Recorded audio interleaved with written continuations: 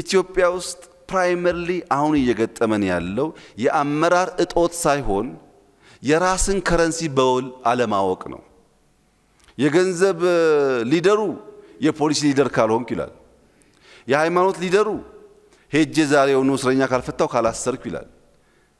የአይዲያ ሊደሩ በአይዲያ ኢንፍሉዌንስ ማድረግ ሲገባው ከሱ ዘርፍ ከሱ ከረንሲ በወጡ ጉዳዮች መጫወት ያምረውና እንዲሁ ስንዋከብ ያንዱ ከረንሲ አንዱ ጋር ወረቀት ያንዱ ከረንሲ አንዱ ጋር ወረቀት ሆኖ ምንም ነገር ሳንገዛ እንውላለን።